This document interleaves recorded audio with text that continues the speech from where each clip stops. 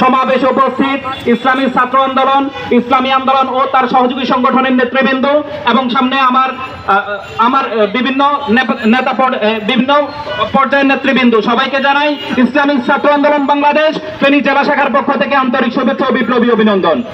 প্রিয় উপস্থিতি, আপনারা জানেন 24 জুলাই পূর্ববর্তী সময়ে গত 17 বছর পর্যন্ত স্বৈরাচার ফ্যাসিস্ট শেখ হাসিনা আমাদের উপর অন্যায়, অবিচার, নির্যাতন, নিপীড়ন এর স্টিম রোলার চালিয়েছেন।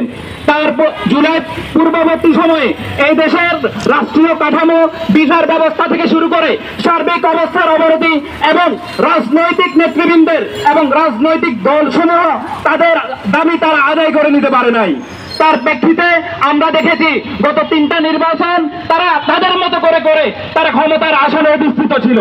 পরবর্তীতে 24 জুলাই ছাত্ররা কোটার বিরুদ্ধে, বৈষম্যের বিরুদ্ধে মাঠে নামে এবং দেশের আবাম ও জনসাধারণ তাদের সাথে মাঠে নামে এবং স্বৈরাচারকে এই দেশ থেকে বিতাড়িত করে। কিন্তু তার পরবর্তী সময়ে আমরা যা দেখতে পাই যে বৈষম্য ওই সময় ছিল, আমাদের যারা নেতৃত্ব দিয়েছে বৈষম্যের বিরুদ্ধে তাদের উপর, তাদের সাথে যে বৈষম্যমূলক আচরণ করা হচ্ছে। বিশেষ করে আমরা ছাত্রদের কথা বলবো, বিভিন্ন পর্যায়ের ছাত্রদেরকে যে নিরাপত্তা দেওয়া দরকার ছিল, দেশের মানুষকে যে নিরাপত্তা নিশ্চিত করা দরকার ছিল, অন্তর্বর্তীকালীন সরকার তা নিশ্চিত করতে পারে নাই। তার প্রেক্ষিতে আমরা দেখতেছি দেশে স্বৈরাচার আবার নতুন করে চাঁদাবাজ, দুর্নীতিবাজ গজে উঠতেছে।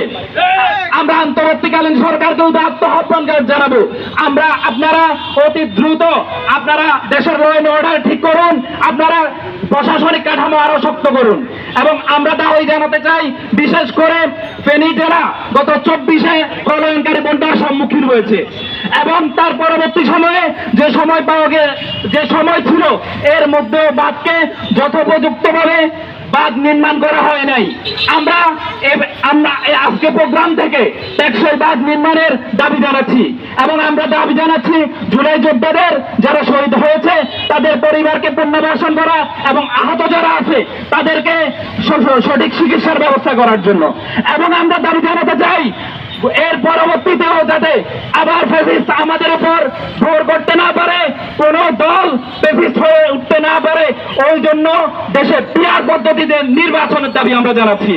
পিআর পদ্ধতিতে নির্বাচন হলে আমরা আশা করি এর পরবর্তী সময়ে কোন দল নিজেরা স্বৈরাচার মনোভাব বা স্বৈরাচার হয়ে উঠতে পারবে না। ওই জন্য আমরা দাবি জানাবো এর পরবর্তী সময়ে যাতে উচ্চকক্ষ, নিম্নকক্ষ উভয় স্থানেই পিআর পদ্ধতিতে ইলেকশন চালু করা হোক। বিশ্বের অনেকগুলো দেশে পিআর পদ্ধতি, বিশেষ করে প্রায় 54% দেশে পিআর পদ্ধতিতে নির্বাচন হয়ে আসছে। আমরা প্রশাসনের কাছে এবং সংশ্লিষ্ট কর্তৃপক্ষের কাছে উদারত আহ্বান জানাবো, আপনারা দেশের আইন শৃঙ্খলার পরিস্থিতির দিকে খেয়াল করুন এবং বিশেষ করে রাজনৈতিক দলগুলোর প্রতি উদারত আহ্বান থাকবে, আপনারা সহমর্মিতাপূর্ণ এবং সহাবস্থান বজায় রাখার জন্য গুরুত্বপূর্ণ ভূমিকা রাখুন। এ বলে আমি আমার বক্তব্য এখানে শেষ করতেছি। প্রশাসন সহ সাংবাদিকবৃন্দ এবং উপস্থিত সবাইকে ধন্যবাদ জানাচ্ছি। আসসালামু আলাইকুম ওয়া রাহমাতুল্লাহ।